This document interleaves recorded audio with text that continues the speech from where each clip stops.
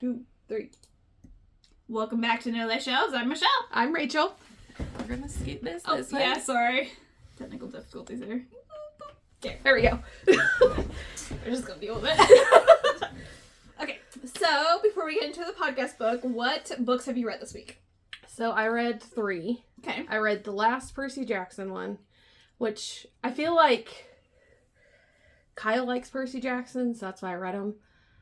But I feel like I missed the boat on when, like, they're just okay for me. I gotcha. Like you missed the prime time to get into it. Yes. No, I get that. Okay. And then I read Two Boys Kissing by David Levithan, which is a banned book, if you don't know why. Okay. But that one was interesting because it was told kind of through, like, the lens of men that, like, died of AIDS, but they were telling kids that are in the LGBTQ, like, it's alright, like, their experience and stuff. I gotcha. So it was an interesting one. Okay, interesting. Okay. Kind of dived into the psyche of... Yeah. Okay, that's interesting. And then the last one was a monster romance, where there were demons. Always nice. Called Albatross, which wasn't... It was alright. It was... Yeah, I gotcha. No biggie. So I read 7 books. So I'm just gonna get into them. I went on a kind of a reading binge, if you per se. So the first one I read was a Once Upon an Apocalypse by Katrina Digsler. So it was obviously a romance story with zombies. Yeah. Post-apocalyptic kind of where the main character got experimented on and then ended up becoming immune to bites. Zombie bites, like turning into a zombie. Solid 3.5. The main guy got injured and I was like, you know. Always. Yeah, I was like, I get it, but why? So the next one was Centurion, Volume 1. It's actually a newer manga that released. It's about a slave that's stowed away on a ship. And then, I want to say kind of like a Cthulhu kind of creature comes out and they're like, took pity on him. Oh. And she's like, I'm going to give you the power of the slaves I killed. Have fun.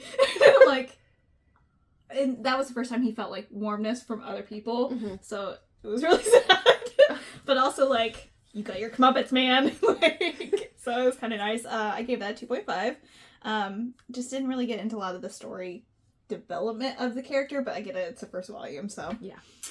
And then I also read The Easygoing Territorial Defense by the Optimistic Lord, Volume 4, 5, and 6. It was just kind of continuing the isekai manga series that I started, all 3s. And then I finally, so there's only 5 manga that I have not read. The other ones don't count because they're not in my language. Okay. That's what I'm going with. So for ramping up for Resident Evil coming out next week, I decided to start cracking on the Resident Evil marijuana. No, that's not right. Hanwa Desire. So they're Japanese translated into English, which is most things Resident Evil. Yeah. And it's supposed to be like a prequel to the Resident Evil 6 game.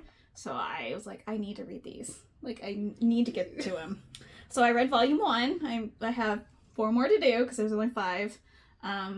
Period. That's the end of the series. But it was obviously a 5. Yeah. I was like, I love anything Resident Evil, so I'm trying to do, this year I wanted to do TBR. That was my big thing. So I'm trying to read through my physical books that I keep buying. And then the last one was Her Sweet Orc, was a monster romance. It was like a free on Stuff Your Kindle day. It was by Megan Rhodes. It's about fated mates, where orcs have fated mates and she's human, so she's like, what? Yeah. So he's trying to like, don't scare her off. But it was really nice. So that's all the books I've read this week. Okay. I know, sorry, it was a lot. But, yes. I'm ready to get into this if you want. Okay. So our book this week is The Night and the Moth by Rachel Gilling. So, this one's going to be a doozy. This one has a lot of intricate storytelling in it. Very. Yes. Yes. A lot of heavy plot in the beginning, and then I feel like maybe halfway through is when it stops giving you, like, background information, but then towards the end it's like, here's some more. So, for this one, I feel like it's a reread fantasy. So, like, you read it the first time, you get the gist of the story, and then you got to read it a second time to get backstory. Yes, I can. There is a lot going on. There are a lot of, like, subplots. And yeah, this one has a reread factor 100%. Yeah. Like, I could probably read it again and still find things I didn't feel like I picked up on, or stuff I could have picked up on sooner. But yes. Yeah, it's definitely, I think the next one comes out later this year. I think it comes out in March, I believe. Where's my phone? I was about to say, I thought I looked it up, but I don't. No, I thought that was your phone. Nope, it was the TV remote. Oh, not important enough. Yeah, I'm not. I thought it was like November or September of this year. I'm kind of. Yeah, I'm definitely gonna. It's definitely one that I'm gonna be looking out for. Yeah. I have a couple other books by this author, and I think you probably do too. The Window. Yeah. Yep. So, definitely kind of. Going to be September 1st. No, sorry. I looked at it because I was like, because it's already in the Kindle store. That's like a pre-order. Yeah. And it usually tells you, this does not release until a certain day. That way you know. This is going to be the cover, though. This is kind of dope. The knave and the moon. So, yeah. So, how do you want to start? So the book kind of has seven parts to it. They're all named chapters, and they kind of tie in with the chapter, which I like. Yeah. I like when it kind of ties all in together. Like, oh, this is what we're getting into this time. Like, it kind of gives you, like, are you mentally prepared for this? Okay, so let's get into the girls. Diviners? Yes. Okay. So there's 6 of them. They live in the Ursling Cathedral. Athling Cathedral. I think that's how I would pronounce it. No, I'm not good at that. So sorry in advance.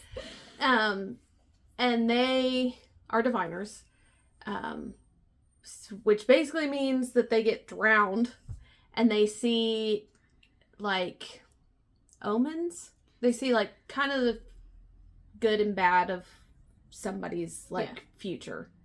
Yeah, so they're the closest thing I would consider them as seers. Yeah. Because they kind of see, or supposedly see into the future, which omens are considered gods in this. Yes. Which is very strange concept. Very strange terminology. Not bad, just not what I'm used to. So, they're there for 10 years, supposedly. They have eye covers on. Nobody can see their eyes. And they just live in, like, cathedral-like place. With gargoyles. So, there are 23 gargoyles. Okay. Michelle knows the exact number. That was important information to me, okay? There's 23. Only one of them really speaks. Yeah. And at this point in the beginning, he calls everybody Bartholomew. Yes, which supposedly is his name, but he calls everyone... Yeah, everyone. Yeah, everyone he encounters, he throws his name in there somewhere. Like, come on, Bartholomew. Like no matter what sentence he says, Bartholomew is probably at the end of it, or in the middle of it, probably. Yeah. Which is a unique trait. But yes, I think he's one of the only ones that can actually speak. Yes, and we'll figure that out later. Much later. Much later. Yes. So the king is coming to get a blessing, getting a reading. Yeah. There's 6 girls, diviners, that live at the cathedral, plus a, like, she's kind of their mother, but not really. She's like... The abysses? Yeah. Yeah. It's some kind of terminology. And like, she's the caretaker of all the girls, pretty much. Which, if you want to kind of put it into terms many people understand, more like, like Mother Teresa, kind of, like where you have that mother hen kind of character, and she takes care of everything there. Yes. Basically. And her name is the Abbess. The Abbess. Abbess, yeah. It's a tongue twister there. Everything is. No. So, like Rachel said, there's 6 girls, and their names are 1, 2. So when they come to the cathedral, the cathedral, they are stripped of their names, and it's only ever been women that we know of. That we know of, and taken at, I don't know, young age? They're considered foundlings, which I think is, like, children. Like, I want to say they start at, like, 10 and then go. Yeah, because she doesn't know how old she is, and any of the diviners don't remember anything before coming to the cathedral. And sometimes, I think it's unclear about the other ones, but the main character, who is 6 in this story, the one that we really follow, the main character, because I don't think we have any besides the intro. Yeah. The rest is 6, right? Yes. Yeah. So the intro is Bartholomew telling his story, and I don't know where I was going with this. Oh, yeah. So they go to the cathedral, the diviners, and they really don't know anything about the outside life. They're ostracized in where they can't go outside. They can interact with the people that come to the... Well, they can go outside. They can't leave the compound. Yeah, they can't leave the compound. Yeah, the cathedral grounds.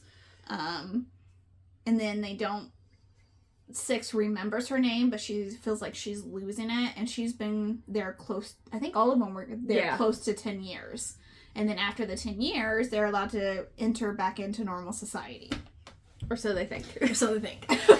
That's going to be a theme here. Which Bartholomew kind of, like, hints at that when he's trying to tell her his story. Yeah. You want to hear a story? Because that's what they do to kind of pass time and basically drown out the sorrows of being there.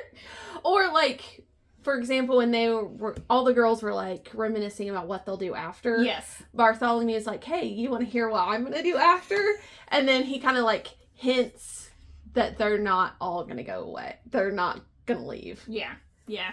I wish I would have taken a little bit more stock into him in the beginning. But I just thought he was a quirky character. He's important, guys. Definitely hear what he's saying. He's definitely important. Yeah, this is where the reread factor comes in, where I think you could probably read this, I would think, 3 more times and still pick up on things where you didn't before. Yeah. So that kind of gives into, like, the reason why. So the king's coming, and all the girls have to draw straws on who is going to divine for him. I don't know if that's correct. Yeah. Yeah. They call it a couple different things. They call it blessing. They call it dreaming. They call it future. So it really just depends on their faith. Yes. So all the girls are on the ledge watching the king come in with his knights. They draw straws. 6 is going to be the one that's dreaming for the king. She picked the short straw. Like, apparently happens a lot. She's someone's favorite. And she sees this knight that's kind of like grumpy gills. And she doesn't know who he is. Mm-hmm. But we know he's going to be important. Yeah, I mean, duh. And then it flips to her seeing for the king. Mm-hmm. Which is a lot. Yes. So, to do the divination ritual, she has to drink the person that she's going to divine for blood. And then they have to drown in the sacred spring.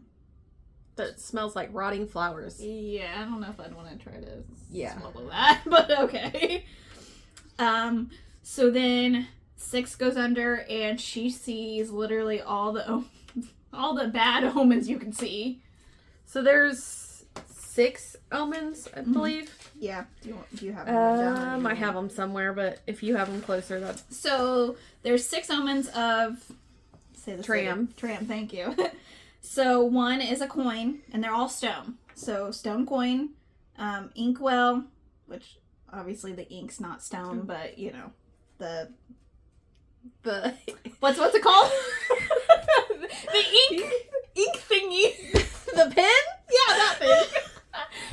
It's not a fountain pen, but it's more like a brush, I think. So that's made out of stone. An oar, like a rowing oar. A chime and a loom stone.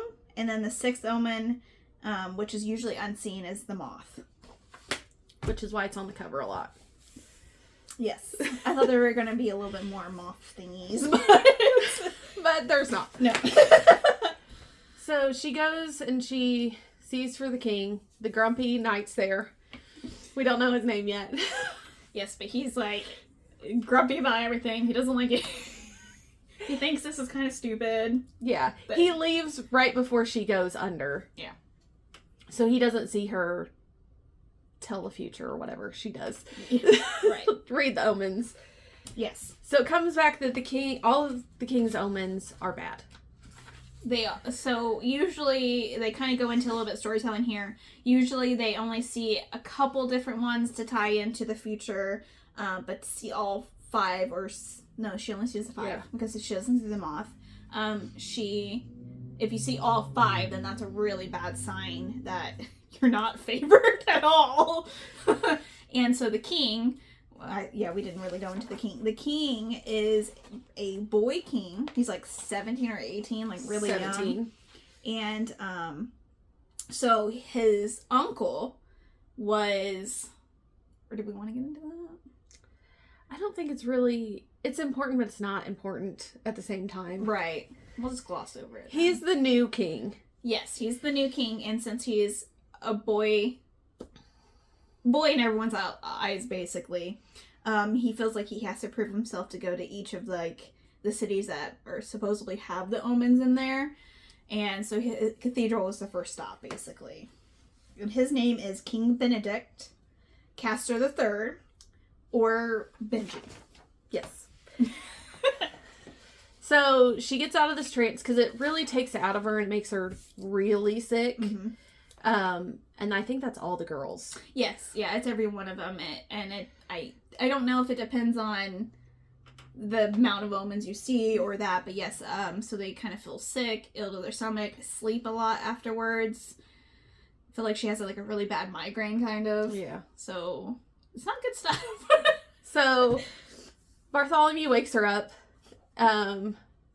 She's kind of feeling bad. She's still in the main cathedral of where they divine. Mm-hmm. So she's going to go back to her like cabin, like their room, the girls' rooms. Yeah, they all 6 live together. God, I can't talk. You're welcome. So while she's on the way and she's feeling sick this whole time, she goes to the kitchen to get a glass of water because she's just thirsty. Well, she sees Maud outside the kitchen, mm-hmm. and Maud tries to like dissuade stop her. Yeah. Maud is another knight, and she's older than I think most of the characters in the book. 40-ish. She's in her 40s. Yeah. But she's taking care of multiple kings. With service to multiple kings, yeah. She's kind of the king's right-hand lady. Yes.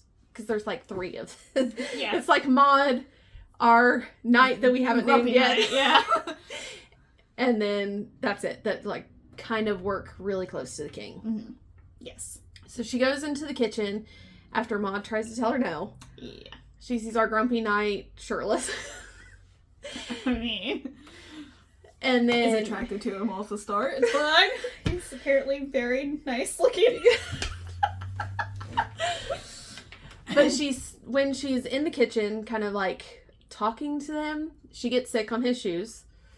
And then she smells the water from the spring, the divine spring. Yeah.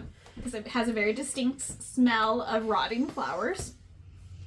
And she's like, wait a minute. This is not right. Yeah. So then we finally get our knight's name. He is Roy. I don't know how you say his last name. Roderick Mendacious. Yeah, that. Rory. Or Rory for sure. For short. Anyways, he follows her out after, he takes off his shoes. And gives her, what is it? Idleweed. Idleweed that supposedly, I want to say it's kind of like marijuana. Yeah. It's supposed to help with the, all the signs of drinking this water. So the nausea, the headache, and the, all that jazz. So that's kind of what I imagine it, and it kind of confirms a little bit later in the book as well. Yeah. And then after this night, she decides that she's going to go out and explore with the rest of the girls. So they make a plan to go out into the closest city. Mm-hmm. And she goes up to Rory and basically bullies him into taking her. Blackmails him, mind you. Because they can go with the gargoyles, but it's not necessarily safe to go with the gargoyles. And they want to sneak out because they're not supposed to go. Yes. I think Bartholomew would have took them regardless. He's like, okay, come on. Yeah, he probably would have, yes. So a little background about Six. She is very much a rule follower. Tried to be the best at divination out of everyone. So I'm not saying that she wanted to be the best, but I think she wanted to try to ease the burden of everyone else. Yeah. And so she just rule follower, whatever the abbess says goes, like, no. So the girls kind of talk her into, like, it would be nice to see what the world's like outside. And she's like, you know what? You're right. Let's do this. And I have the best avenue for this. So she bullies Rory into taking them to the next city over. He's like, yes, but we're going to go at night. I'll be back later. And he drops off a note to her telling her that he'll be back because they have to do something in the town. Yeah. They were finding the ink dweller guy. No, you're right. That's in the next town over. They're getting the coin. Yes. Okay. That's what they were doing. Okay. It's coin. I thought he already had it. No. Okay. Thank you. See? That's why they needed the water. Yeah. Don't mind me. I just apparently didn't comprehend that. So this next day, they all have to divine and do their normal work. And he leaves her a note, and he leaves her idleweed so that she doesn't get sick on his shoes again. I mean, the girls make use of it. So all the girls get high. Dance around in the circle, and then decide to go to town. Yes. So each of the girls has a knight that's with them. Yes. To protect them against the sprites, which are like kind of fairy creatures. They're like... Yeah, I would say close to fairy creatures. Yes. Yeah. They're different in different areas. Yeah, depending on where you're at in the country. Yeah. Mm-hmm. And which omen you're closest to. Mm-hmm. So I'm trying to see if her knight, I didn't write down because it's Ham. It starts with an H. A character I don't really like. That's why. Hammond? Is that right? I think it's Hammond. Yeah, that sounds right to me. I didn't write his name down. I didn't write who goes with who. Honestly, knight named Hamlin. Okay. Hamlin. I got it. Like Tamlin. Yeah. That doesn't very well. Dang it! But it's so true. Okay. Okay. So they're walking through the forest. They kind of get separated, her and Hamlin. Well, basically, she's like... So she's going to make the most out of the night, and all the other girls are too. Yeah. So she was going to get down with Hamlin. Just to kind of make Roy I'm jealous, basically. Yeah. It doesn't work because Hamlin puts his foot in his mouth. Literally. He basically tells, I'm going to tell everybody that I got down with the diviner. And she's like, oh. No. Okay, that's cool. No. And then they make their way to town and they get separated. Mm-hmm. Because they were going to tumble in the woods, and then, he was like, yeah, baby, yeah. And she's like, mood gone. I'm done. So she kind of runs off without her night. So they get to where they're Colson Fair. Oh, yep, Colson Fair. Which is the next town over. And they still all have their kind of like cover over their eyes, and that really distincts them as a diviner, no matter where they go. So they try to hoods, guys. Yeah, like that's gonna do anything for them. They tried. Okay, they tried. So she talks to one of the merchants, and he kind of like gets handsy with her because he wants a blessing. Common theme, yes. And Rory shows up, and he's like, "Oh hell no."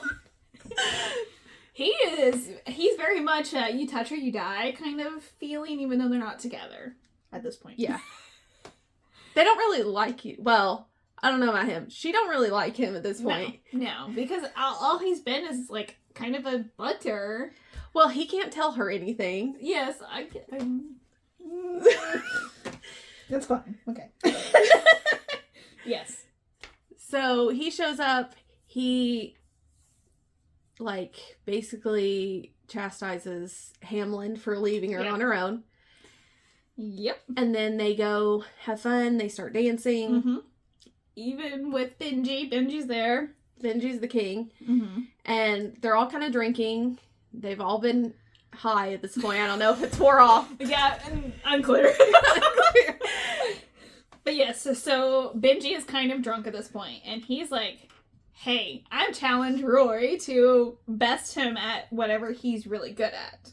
Which is combat. And it should have honestly been pickpocketing, but for the story, combat. Yes. And so Roy chooses, I think, 3 of the diviners. Yes. Well, he says 3. They have 3 chances to knock him down. Yes. And he gets to pick who knocks him down. Yes. But he also has his hands tied behind his back. Yes. Yeah. To make it more interesting. And he picks the diviners, and then the diviners get to pick among themselves who knocks him down. So it is 1, 4, and 6. Okay. So I'm good with numbers. You are. No, I'm just kidding. I think 1 goes first because they go in numerical order. Yes. And she tries to hit him in the side because he has an injury. Yeah. And knock him down, and that doesn't work. So 4 uses a different tactic. So 4 goes up and basically makes out with him. Thinking that, he would at least get into it or move. I don't know where the plan was going with that. I think she just wanted to kiss him, honestly. He is good looking from my understanding. So. And then 6. So a little background on 6. When she's not busy divining at the cathedral, she does stonework. Yeah. With a chisel and hammer. So obviously to do that you have to be really strong moving the damn boulders and everything. Rocks, boulders, whatever, it's all the same. So she goes and literally lifts him up like a toddler. And then kind of just knocks him down. She goes, picks him up and puts him down. And so she wins. She ends up winning that challenge, but I'm not sure what she gets. Do you remember what she... So she has to divine for him. Oh, yes. That's what... Yeah. If he lost, that was the thing. Because he would never want to do that, and of course now... She has to do it. Yeah. Which she chose it, you know. Yeah. So yes, that was kind of the bet. And so I think that's kind of where it ends, right? Yeah, because obviously they go back to the cathedral and stuff. And then she wakes up the next morning and she's going to divine for him, but she doesn't want to tell the abbess that she's doing it. So she gets Bartholomew to help her because someone has to pull her out of the drowning pool. Somebody has to drown her as well. Well, both are true. Both can be true at one time, Rachel. So they all show up to the cathedral.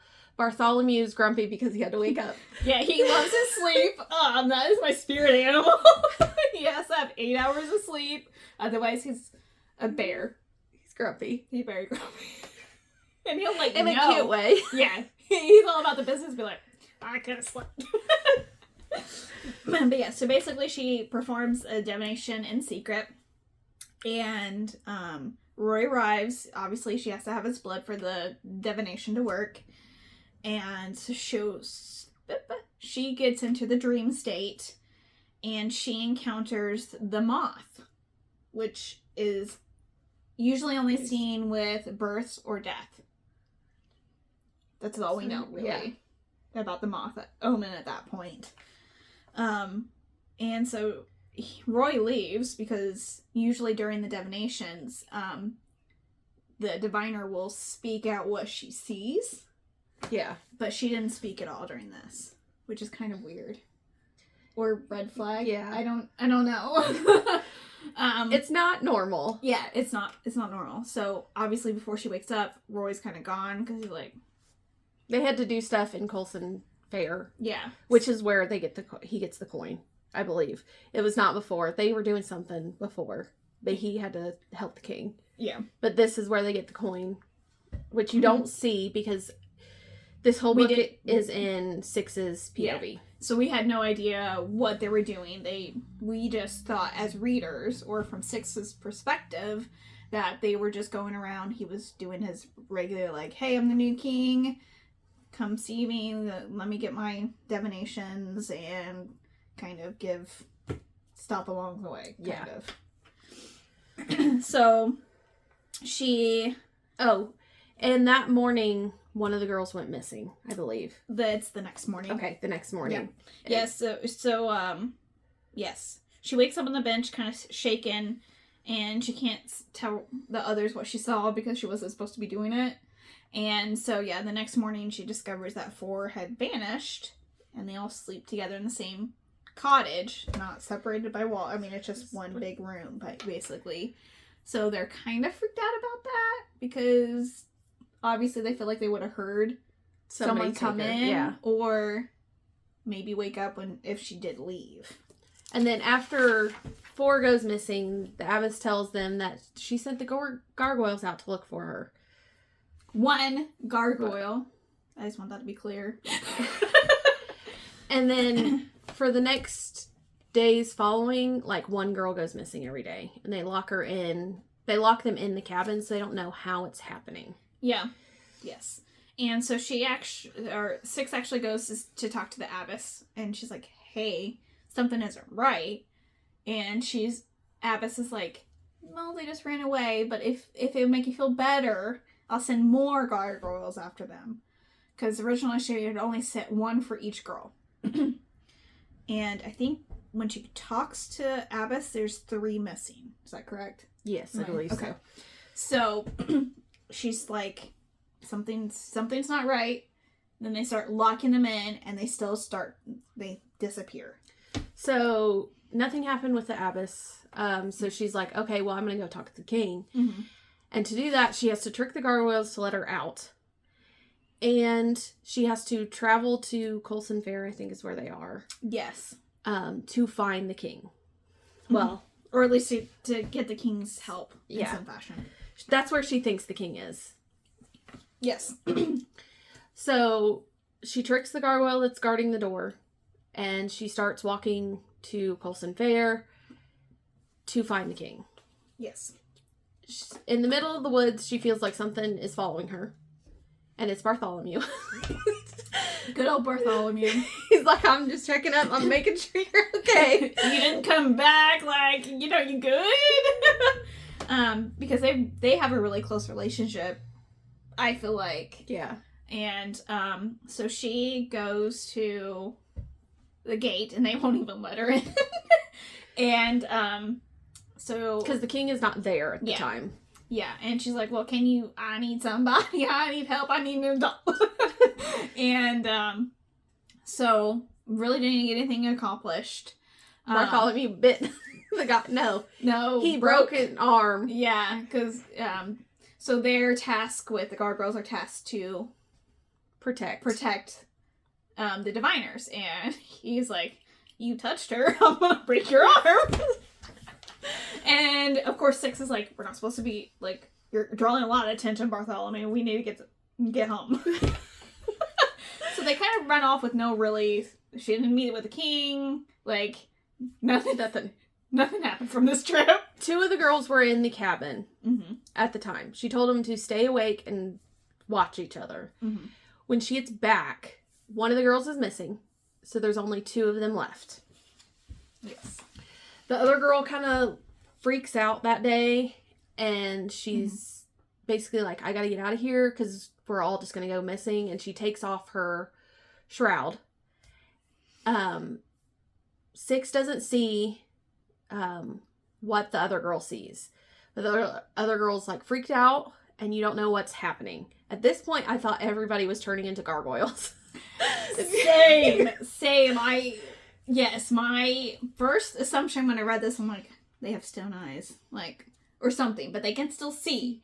So I'm like, that's where I was going. I'm like, stone eyes or something. Like, I felt like after 10 years, they, like, slowly turned into stone. Yeah, and, like, I was gargoyles. I was in the same line of thought with that. Yes.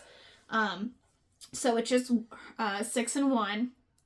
And 1 ends up disappearing. And 6, she's not really a crier. She can't bring herself to cry because she promised them that she would find them.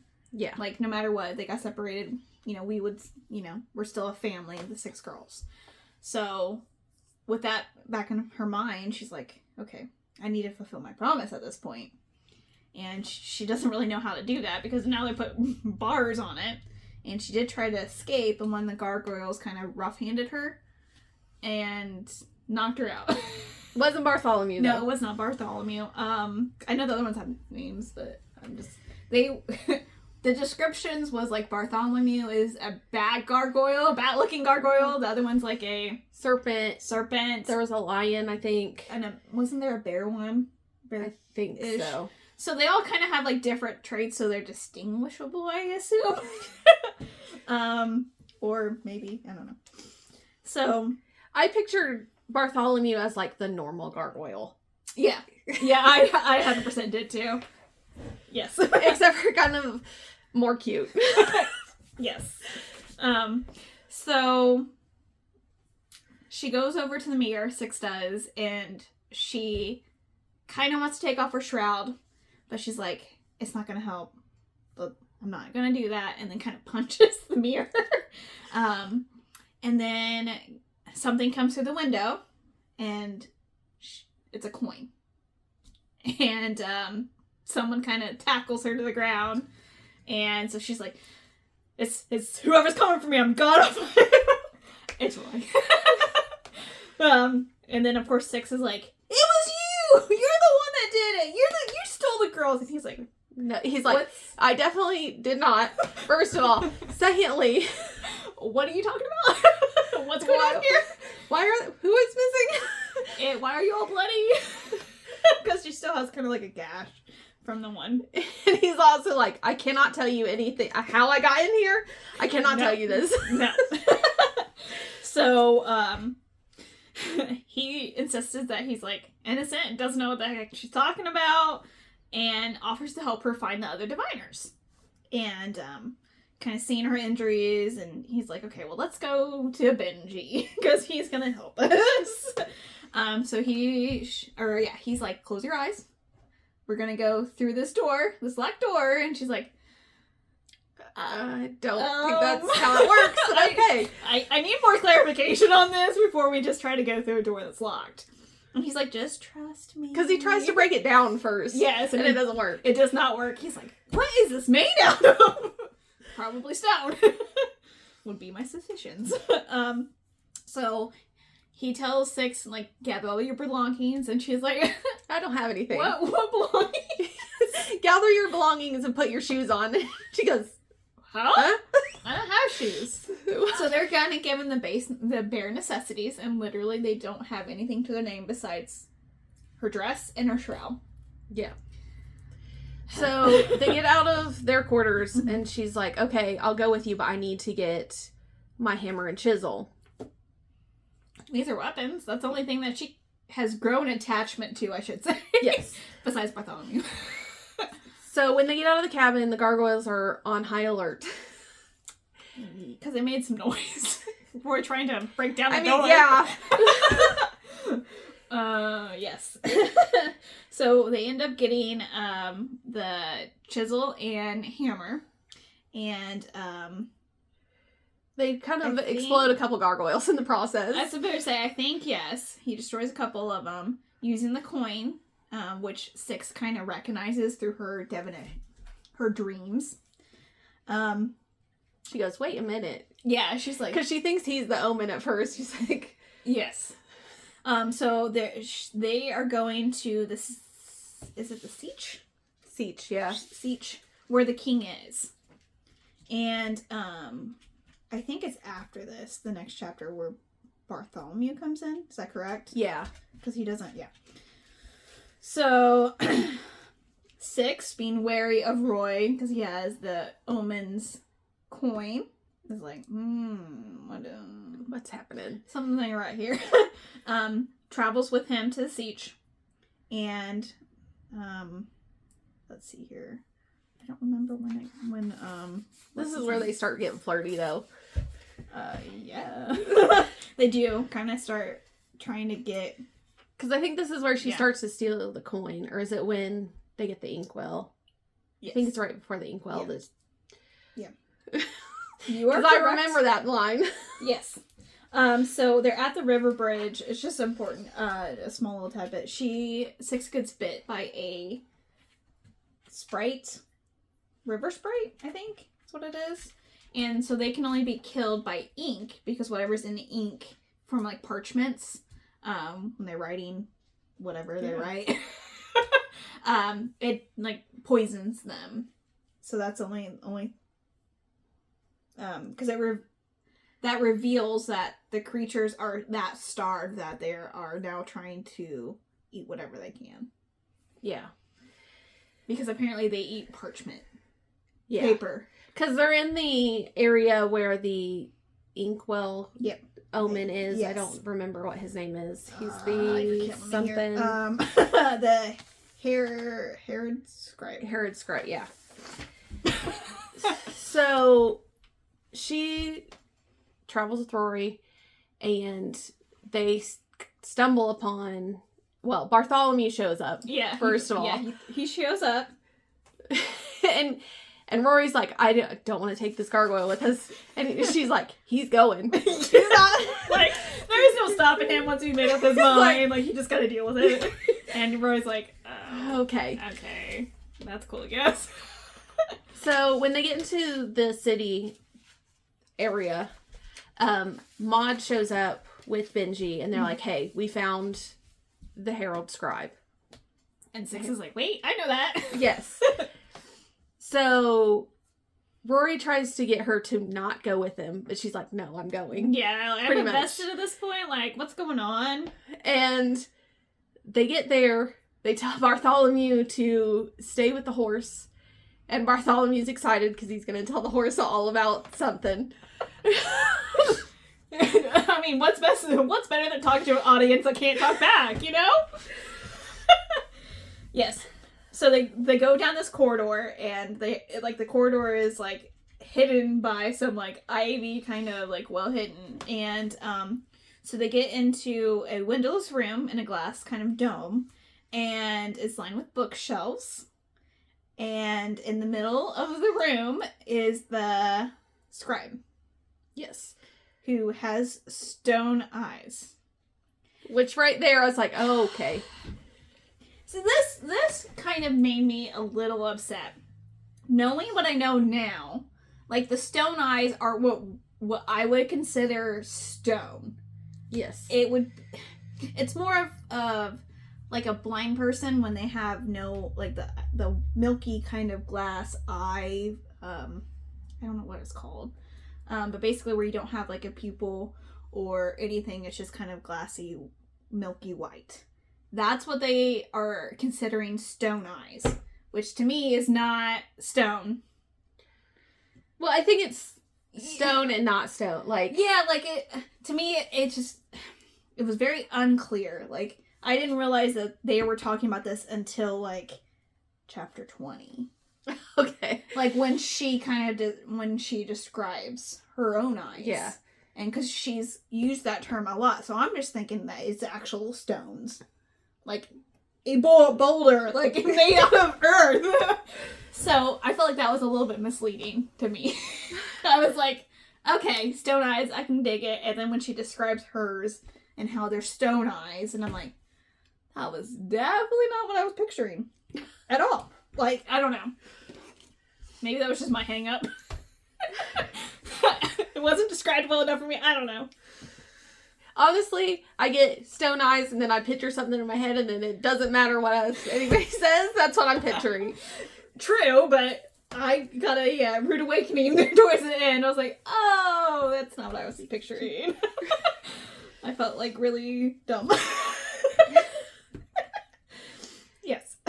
So, Sorry. the scribe has stone eyes, which she thinks is a little weird. She's like, oh, that's strange. Pocket that for later. And he basically snatches her up. Yeah, he straight does. And then, like, I assume they make themselves small to get on the bookcase, or they're huge bookcases. I'm not sure. Either could be, it's a fantasy novel, so yeah. either could be true. So they go in and they challenge him to His craft. craft. Thank you. I couldn't remember exactly his craft, which is riddles, apparently. He's the Gollum of the Omens. It's pretty accurate. I did not write the riddles. I'm sorry. I did not do that. So he asks them 3 questions. They have to get 1 right and then ask him a question that he gets wrong to win the inkwell. So I hate riddles because I'm terrible. one of the questions is, what is the first foundling's name? Which we know already. We know. I just put that together. Dang. I'm dumb. Okay, I'm done. This is why this is a reread novel. Because you're like, oh, this is what this means? You make me feel dumb sometimes. I just want you to know that. Sorry, I just had to. One of them was what her name was, I believe. And then the question that they got right was about the tools that she uses. So the hammer and chisel. Mm-hmm. And then this is where 6 kind of pivots and it's like, you're not a god. A god would know all. And you didn't. Yeah. Because if he was a true god, or an omen, as they like to say in the book, omens are gods. Oh, they ask him her real name. Yes. And he doesn't know. Yes. That's what it was. Yeah. And that's where she was like, if he was he would know my name. Because she has told us as the readers her name, which I'm not going to tell you yet. So that's the last part of like her humanity she's holding on to. And so no one else besides, I guess, Abbas would know her true name. Well, I don't even think Abbas knows her true name.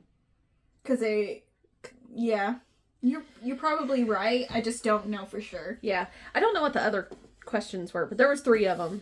There's this one. Something about,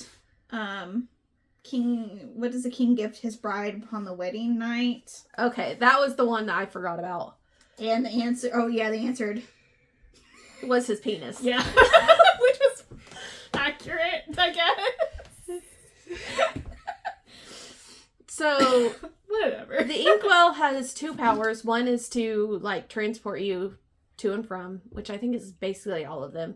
Mm-hmm. And then the other one is... acid. Yes, acid burning. Where anything his ink touch, he can turn to acid. And it all depends on how he turns his brush in the inkwell itself. So the right clockwise, counterclockwise. Don't ask me which one's which. You're welcome. It's important because they mention it, and that's the one thing I picked up was like he moved it clockwise or to the right is what they said, I think. And I'm like, what does that matter? It matters. So they get into a fight basically with the scribe after he lost because he doesn't want to give up his inkwell. God, he's always want more. She gets injured somehow. I think she falls. She tries to get down and then she tries falls. to get down from the bookcases and to try to get to the rest of her party fighting basically. And he licks the blood off of her because she smells like the river is what he says. Yes. So this is important too. Yes, so it's a very important tad-bit fact. This is a little clues. Yes. She was sprinkling us clues. Yes. The whole novel. And so that gives Roy the kind of opportunity or opening that he needed, and they end up killing him. Yeah. He ends up killing him. So she freaks out at this point because she thinks that they just killed a god, first of all. Yeah, which is that doubt in her mind, but yes. Yeah. And then she starts... Please. Yeah. Well, she yells at Rory beforehand because she tries to get the coin from him. And he tells her not to stick her hands in his pockets.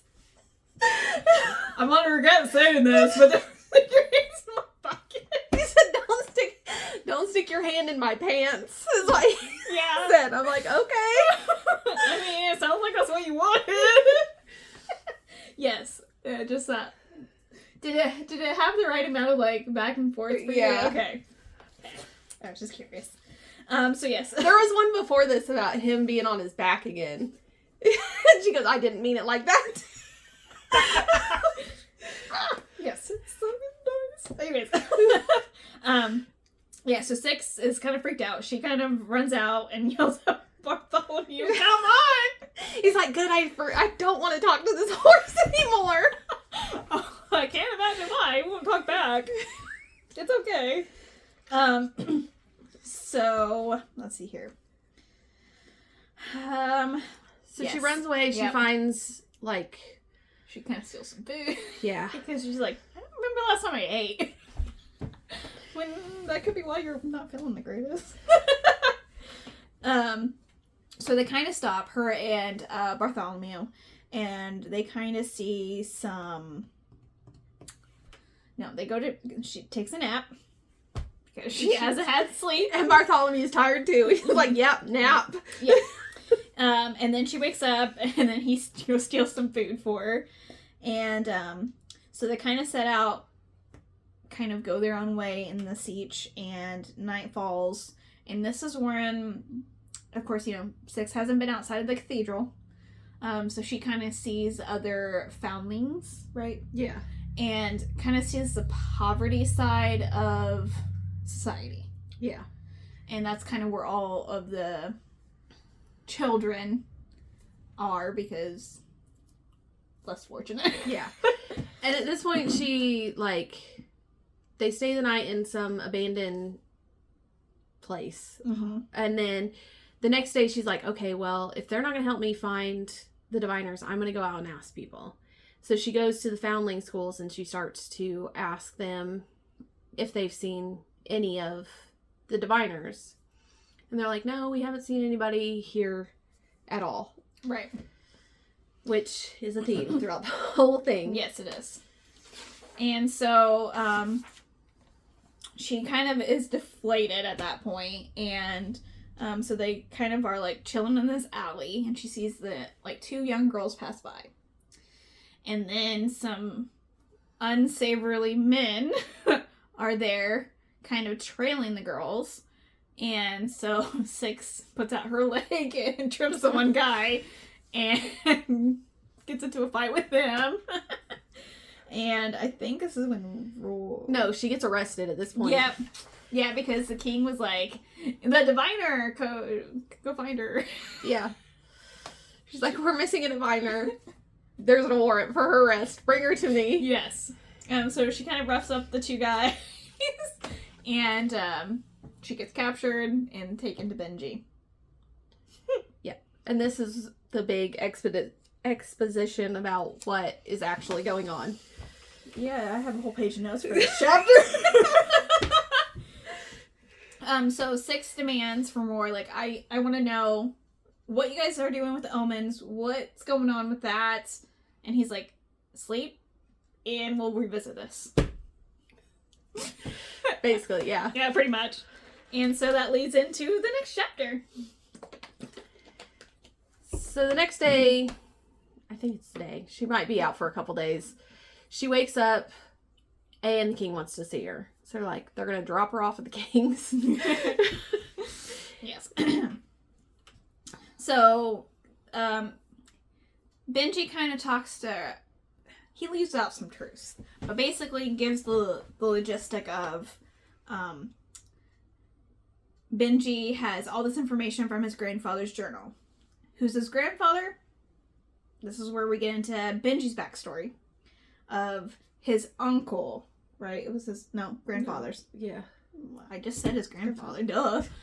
His grandfather was actually killed as a betrayer to the faith? That's like the best thing I could think of.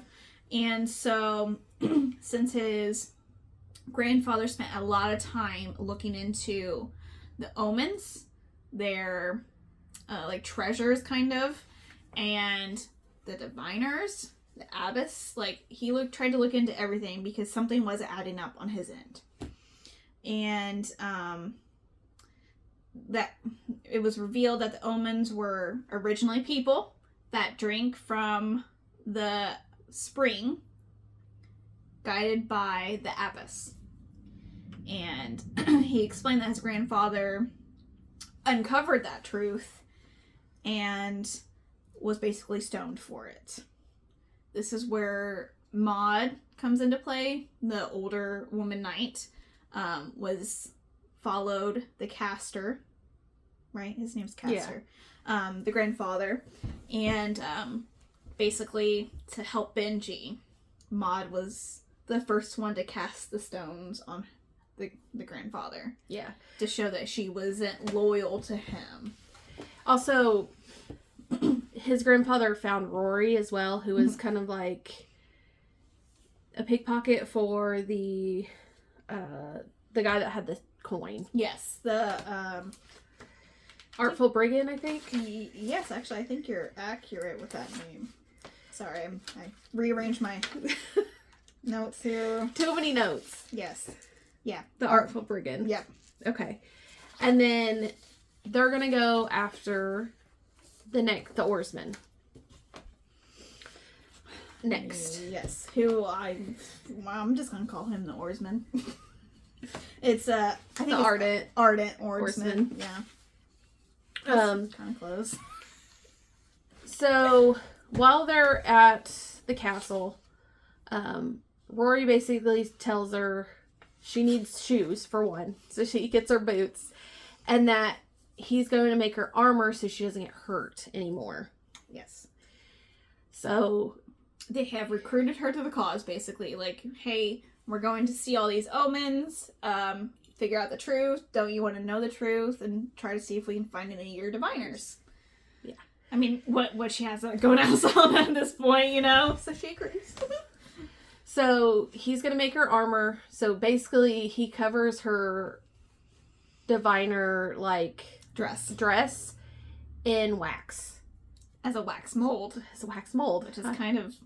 I don't know how I feel about this. I would not want that done to me. That's all I want to say.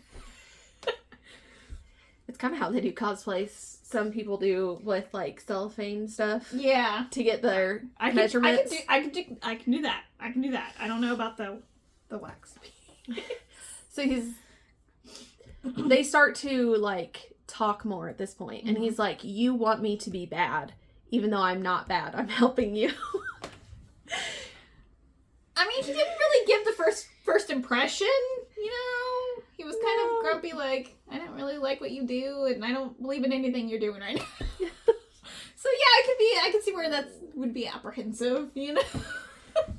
He has reasons. Oh, yeah, I'm not saying he doesn't, I'm just saying, from her perspective, that's kind of the Rory we have gotten. Yes. So, after this, they go towards the oarsman's area. She kind of knows where it is because of what she's seen in dreams. Her dreams, yes. And this is also when Six kind of realizes how manipulative the Abbess has been to just dangle just enough, like, affection, bare minimum, like, all of that. It's conditioning, basically. Yeah. So I think she's starting to realize that piece, especially with all of the truth that she's found out from Benji's grandfather's journal and just the things that she's seen on her journey outside of the cathedral. So they go towards the oarsman's, which is in the mountains, I believe. Favorant Peaks? Yes, so mountains. Yes. So on their way there, they come across mountain sprites, which are kind of big boars at this point. Yes. Yeah. What is it with fantasy novels and boars? I don't. Are they that common? I guess. I've not seen a boar in real life. I'm just gonna say there wasn't any like big worm creatures in this. Not in this book. We don't know about the second one. Or a big spider. Thank you. Thank you. I should probably preface that. Yes. Thanks. The more I could deal with spiders, why? Why? Sorry. So they get attacked. The king is almost killed at this point. But I think she saves him. Yep, with her handy hammer and chisel. And then the gargoyle flies into safety. Yes. Which he doesn't like to do.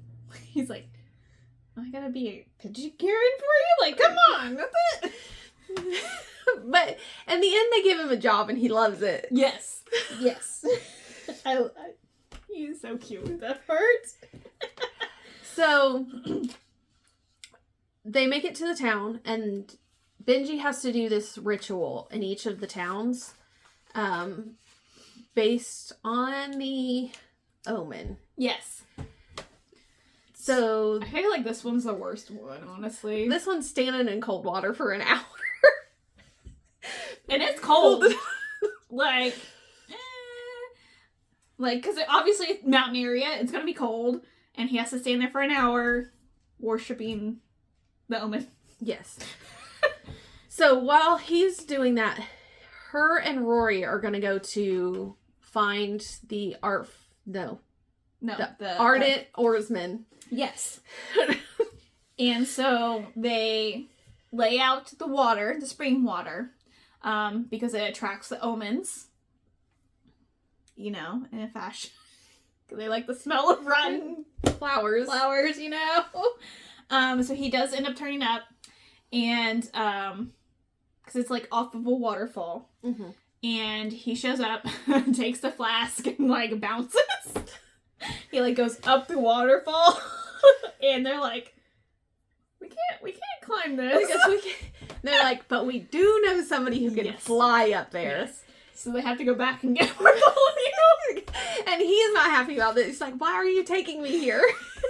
Yeah, he's like, oh, now I gotta fly you up there? He's so sassy. Like, it's hilarious. So he goes up there and he goes, well, I didn't see anything up there. And like anything unusual up there.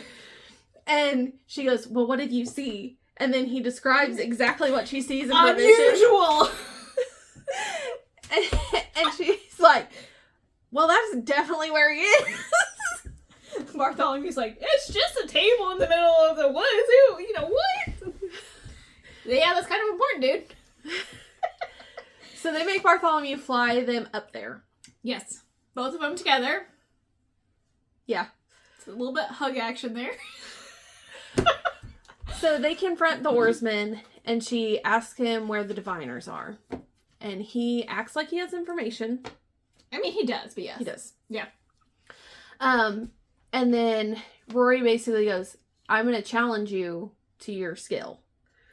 And he goes, okay, you have 3 days, but I'm not fighting you. I'm fighting her.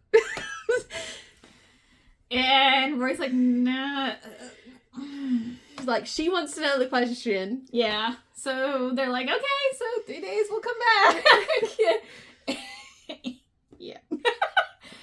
So then, obviously, the 3 days they train her from dusk to dawn. She's not really that great of a fighter. No, but she's strong. Yes, she is strong. So, I think They teach her how to use the coin. Yes, they teach her how to use the coin. And basically, fist, like hand-to-hand combat, trying to anticipate your opponent's movements, because his ore kind of does the same thing. Where he uses water to transport locations. So they're like, well, if the coin, you would have that same power, but you also have to anticipate your opponent's movements. So Roy is working with her on that. It's going okay. So Okay. they also tell her to stay away from water, because that's the oarsman's strength. Right. And Bartholomew at this point goes, well, she's not good. She can't swim, but she can drown really well. And they're like, this doesn't help. that is not a great trait for a normal person. And he's like, oh, that's bad. Yes. I'm glad you're on board, Bartholomew. Oh my god. So at this point, they make Bartholomew her squire. Yes. It's just so cute. Maude gives him that Motivation to help. Yes. And he's like, oh yes, you need me to fly you where? Got you. He's like, I love being a squire. So obviously 3 days is up. Oh, did we miss the water scene? Or do we care? Which water scene? The hot spring? Is that afterwards? That's before, That's right? after. After. I think. It's okay. Yeah, it's after, because she's sore. Not in that way. After the 3 days, right? Yeah. Yeah. The 3 days, and then the night before, they have like a hot spring session. They don't do anything sexual. But they get to know each other better. But they want to. Yeah, and they want to. So then, technically the fourth morning, right? 3, whatever. Yeah. So they go to find the oarsman, and Benji, Maude, Roy, Bartholomew, and Six are there. Yes. Before they make it to the oarsman, she tries to put on boots, and it doesn't work. I think she was trying to put them on the wrong foot. Yeah. Would be my thing. She's like, because obviously, for 10 years you've not had shoes to wear. So she's like, this is a foreign concept. What is this? And then of course she has not her own armor, But Maud's armor at but this Maud, point. which is, I want to say it fits her, but obviously not as well as you'd want armor to fit you. Yeah. Because it's made out of metal. It's kind of toward Maud's body, which is definitely not Six's. So, I feel like everything's leaning against her at this point. Yeah. So they go to find the oarsman, and he set a platform in the middle of the lake. And she can't swim. And she can't swim, okay? That's kind of really important. So obviously they rethink their strategy, and Roy's like, you can't use the coin. And she's like, yeah, you're right, I can't use the coin. Wrong, because obviously, If you throw it, it's going to land in the water and she can't get it back. yes, because she can't swim, and the oarsman has made it, if anyone interferes on her behalf, it's automatic loss. So she ends up giving Rory the coin back. Maud gives her her axe, battle axe, and she's like, I don't know about this. But I think she still ends up taking her, because they made her a special belt for her axe, her hammer and chisel. So she's going in at a disadvantage at this point. Let's be real. And Rory's upset because if she drowns, then she's dead. And he doesn't want that. Yes. But the oarsman does. Okay. Just gonna get that put in there for you. And, let's see here. She made Rory, before this, promise to take care of Bartholomew. Yes. As well. Yes. Because everyone was like, is she gonna die? Thanks for the vote of confidence, guys! Which I kind of liked. It was kind of funny. So, let's see here. So they fight, basically. Yeah, they fight. Sorry, I lost my place in my notes. My bad. And the oarsman about bests her, but then her shroud comes off at this point. Yes. And he's like... And he's shocked by what he sees, because he also has stone eyes, I believe. And I think something else that's stone. But I think his oar? Yeah, well, yeah. But I think it's a body part as well. Oh, gotcha. So that's enough to give her the advantage. Mm-hmm. So she stabs him. With her chisel? Yep. And then he tells her, basically when he's dying, that the diviners, one diviner every 10 years is brought to him. Unmoving. Yes. And he actually, a little bit before he took off her shroud by accident, he bites her neck. And he's like licking up the blood like a fucking vampire. I mean, that's the best way I can put it.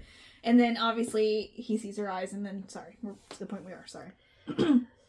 So the diviner is brought to him, not moving or anything. And he basically tells her that he sucks all the blood out of her because of the water that's in her blood. He can smell the spring water in her blood. And Six's is more potent because she's drowned more times. So she's drank more of the water. So the diviners at this point, we know, are all dead. Besides Six. Yes. Or we're supposed to assume this. So she gets knocked off of the thing by the oarsman and almost drowns. Yeah, but by that point she had already killed the oarsman, and they come and save her. Yeah. And you can kind of see a little bit from Six's perspective that someone's beating on her chest and yelling "Six," and then kind of cuts out. Yeah. So at this point they have the coin, the inkwell, and the oar. Mm-hmm. So they're going after the chimes next? Yes. Yep. Yes. So she's knocked out for, I feel like, a week. Yes, pretty much. So they go to Moth's home in Pinchin Hall in the Charming Woods. Yeah. Chiming Woods. Chiming Woods. I was like, I didn't read that right. So she wakes up. Six does, after her, she kind of got fucked up. The battle didn't do her any good. No. So she wakes up, doesn't really find anyone in the home, and so she's like wandering down, and obviously she's kind of having flashbacks from the cathedral, and then you kind of get a little bit more insight of she didn't really like drowning. No. That she tried to make herself like it, because that was the only thing that she was good at there, which is that manipulative piece to the abbess. And so she kind of goes into Benji's chamber and sees her grandfather's notes, snoops, and then she finally connects more of the pieces, because obviously the oarsman told her basically every 10 years a diviner, unmoving, because he didn't ever say dead, shows up And then in the book, or the journal, the grandfather's trying to track down what happens to the ones that, after the 10 years is up, where they go. No one ever sees them. And then it kind of solidifies that idea in her mind that, yes, they don't get to go back into society like they thought they did. Yeah, all of them are dead. So that freaks her out. So she basically takes off into the woods. No shoes on, no nothing. Because she can't really process. Yeah. I mean, because she made a promise to the other girls, like, we're going to get, you know, after all is said and done, that we're going to live together and be family and do all the things that we talked about doing. And she also feels like the king kind of lied to her about what she was doing, because she felt like he kind of knew a little bit that they were dying, pretty much. Yeah, that obviously no concrete proof, because obviously his grandfather couldn't find out, but they knew that no one ever saw them again. And obviously we have to assume something was done with them. And so yeah, she goes into the woods and screams and then kind of just lays down on the forest floor. And then she feels like she has eyes watching her in the forest. Like the knots on the trees kind of look like eyes. And she's like, oh, no, I'm just crazy. Like, yeah. I'm overwhelmed. That's not possible. So she, like, gets freaked out by that, and she just kind of wanders back off, finds the road. Roy just happens to be passing by on a cart. Yeah. Like, and he's like, what are you doing out here with no shoes on? And he kind of comforts her. And this is where she gives him her name. Yes. Do you want to do the honors? So, in the ritual, they have to drink each other's blood. Well, the diviner has to drink the person's name. No? Blood. And then they tell them their name. Yes. So, she... previously, when he did it, he bit his thumb because they didn't have a knife. Mm-hmm. So she basically does the same thing, and puts it up to his mouth, her thumb, and she's like, he knows exactly what I need in the moment. I'm just like, oh, sorry. And then she tells him that her name is Sybil. What's her last name? It starts with a D. Dylan. Dilling. Sybil Dilling. Is her real name. Mm-hmm.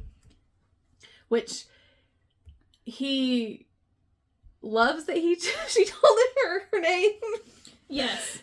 But also is like kind of a little freaked out. Yeah. And he's like, come on, the armor's ready for you. It's like the most awkward thing ever after this. Like the beautiful scene, I feel like. And then he's like, come on, you got your armor. And basically it's like, you need to heal some more. Yes. So that kind of leads into the next chapter where she just kind of lays in bed depressing episode. Yeah. I mean, she obviously everything that she has been taught for the past 10 years, she knows to be a lie at this point. She doesn't have to second guess that. She is grieving for the loss of her sisters, basically, and kind of, I don't want to say giving up, but was like, I don't want to live. Yeah. She doesn't want to go after any more of the omens at this point. Bartholomew's off watching Maud do whatever. Yeah. Because he's also her squire, yeah. too, I think. So, like, they're trying to coax her into eating, and Roy's like, okay, listen here, you've been here 6 days, eat the soup. It's good soup. She's like, okay. And then I think this is really kind of, she's determined to destroy everything that Abbas has built, basically. So that's kind of her henchman to kind of keep moving forward. Is this where she shows him under the shroud? Is this where they get? No. Or is it a little bit later? It's close to here and we're up here. Okay. So they're in the Chiming Wood, which... Actually, chapter 25. chapter 25. For some spice. Just in case you needed to know that for future reference. I'm just saying, just putting that out there. So, they're in the Chiming Woods, obviously, and the king has to do the omens, like, ritual. So they basically have to face paint themselves and make them look like skeletons, so the tree sprites doesn't attack them? Yeah. Okay. So they're all looking like Gideon. Yes! I wanted to say that so bad, but I was like, no. If you haven't yet, check out our video about Gideon the Ninth. Because that will give you an exact picture of what they painted, okay? Or just look at the cover of that book. Honestly. I mean... But check out our episode. But yes, because it is a good read. Anyways. So, the ritual, they have the chime there, actually. Because the woods one is dead already, I believe. Yes. And they gifted the town the stone wind chimes. Yeah. I wanted to say wood chime. And I'm like, it's not made out of wood, Michelle. They're just in the woods called. Anyways. So basically, it is just they smoke the idle weed, which, you know, is kind of like marijuana, and they all get high, and I think each of the 6 like leaders of the town, no, I'm sorry, 5 nobles basically blow the smoke. Not blow. I think they basically kiss him and force the smoke in him. Weird. Yeah. I'm not sure why that is, but yes. So that's what happened, and then everyone around them smoke, and then they hear the chime. Yes. As the ring chimes a certain way, which is the theme for all of the omens, power stone thingies.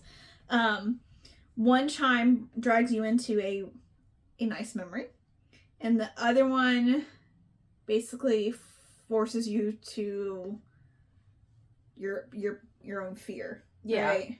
So like the good memory she's forced into is ones where she's with her sisters, the other girls, the other diviners, and you know, either it's when they were little or growing up together or telling stories of what they're going to do afterwards. And then the bad wind chime, she's at the cathedral, but she's drowning again, or seeing the abyss in some fashion. And so Hamlin tries to come up, shoots his shot again, and she's like, no. Yeah. And Roy gets involved, and he's like, no. Well, Hamlin touches her in some way, and Rory's like, no, you're not doing this. Yes. He's like, you ain't doing nothing, man. I have laid claims. Kind of. So everyone's kind of distracted, and Roy is trying to steal the chime while everyone's high. But the tree spirits. Yeah, the tree spirits attack the group, everyone basically. Yeah. So the sprite ends up killing one of the leaders or nobles from the village. And they kind of attack everyone else basically, and this is where Moth gets injured really bad. Yes. Where the chime end up on the sprites, and it's like a really tall, because it's like as tall as one of the trees there. And somehow I ended on one of the branches. Yes, the bench that he has grown out of him. I mean, sure, no, you know. Well, she can't reach it. Roy can't throw the coin high enough. And so she's like, Squire! Bartholomew, I need your help. Find me up there. And he's like, okay, bet. So he like circles, and they just can't get close enough. And she yells at Bartholomew, throw me! And he's like, huh? She's like, throw me. I love that part. He's like, no hesitation, got you. He doesn't hesitate about anything. He's like, okay, this is what we're doing? Yeah, okay. Yeah. He was just, yeah, okay, you go. And then she ends up getting it. And I think this is, Maud kind of like, doesn't interrupt the work, but, you know, she has to kill the sprite because it's killing everyone. Yeah. And she ends up killing the sprite, and it kind of like falls on her as she kills it, and I think that's where it cuts away. Yeah, because at the end of the chapter, you think Maud might have died. Yes, yeah, because it crushed part of her. Okay, and so Also, a little bit before this, oh, sorry. Bartholomew has been kind of teasing Six and Rory that they love each other. He's like, when are you going to tell her that you love her? And he's like, I'm not. He's like, Bartholomew, when are you going to say that you love her? He's like, this is not... And then, of course, yes, he does the same thing to Six, and he's like, you know, you came back naked from the hot spring, and you made those really little noises. And Six is like, shut up. It's like, nothing happened. I love him. It's so cute. I love Bartholomew. He just doesn't have a filter. No filter. So yes, the Pendulum Hall where they had the gathering is kind of in shambles. Yeah. So let's see here. So Roy, Sybil, Six, Benji, the Gargoyle, and Maud. I mean, Maud lives, but she is Really injured. Really injured at this point. And she's out for a while. Yes. Yeah. And they're all like unsure if she'll make it, because I think the whole, like, one whole side she has like broken ribs, broken arm, broken leg, like a whole bunch of broken bones. Obviously a tree basically fell on her, and so they all are in Maud's house because, you know, it was in that city or town, I mean, and they're all like, you're gonna make this, you're gonna you're gonna survive. After, I want to say about a week or so, she does end up waking up. I have no idea how. From the injuries that we got, like, she should not be up walking. Month or 3 healing time at this point. Like, I don't understand how. Well, she wasn't 100%. She was just awake. That's true. She was still very, very injured. And so, I think she ends up telling everyone her name. Yes. And Maud's like, well, we're gonna knight you. And, she promises to uphold the virtues of knighthood, but refuses to swear complete loyalty to Benji. Because she did that to the Abbess, she will never do that again. Yeah. And Rory kind of like tells her, hey, you don't have to swear completely to Benji. Yeah, and Benji's like, he's kind of salty about it, and you kind of figure out why in a little bit. And afterwards, you know, she goes to Roy's room, and he helps take off her armor, which apparently is a process. Snaps, buckles, chainmail, whatever you wear under the chainmail, undergarments. So, yeah. I mean, it is a process, which Bartholomew... So you have to have everything buckled in at, like, joints, and then the chainmail's under that, so it's going to be hot and heavy. Yeah. And then you have your underclothes. Yes, and she's not used to wearing heavy stuff or boots. Shoes in any fashion. So he helps her take it off, and she also takes off her shroud. She still doesn't know what she looks like. And he kind of, like, hesitates. And she's like, am I that ugly? Like, what is wrong with my eyes? I probably need to view my eyes at this point. And he's like, no, you're, like, the most beautiful woman ever. Which he was going to say that anyways. Yes. They were already Oh, yeah, no. in it to win it. Yes. So, this is chapter 25, guys, just in case you wanted to know. Yes, they have rumbles in the bed multiple times. Like, get it on. And then she wakes up, and she's alone. And she kind of looks around the room for the first time, and kind of understands his shocked face on when he first rescues her from the cathedral, like, hey, grab your stuff. And she's like, what stuff? You know, and he has, it's like a hoarder's hut, okay? Because he likes to pickpocket. Yeah. So she's like, okay, she sees something on the table. And it is a kind of like a compact mirror, right? In some fashion. And she sees her eyes. And this is where you first get the description of the milky white stone eyes that they keep talking about. And Roy returns with food. And he's like, what's wrong? Like, what? Hi. You know, what's happening here? Because she's like freaked out. And she's like, I'm ugly. And like, how are you not disgusted by me? And he's like, what? What do you mean? He's like, I just went to get food. What happened? Yeah. And she's like, well, you know, you weren't here. I thought you know, my eyes. That's our first time ever seeing her eyes without the shroud on. Because it's forbidden to take it off.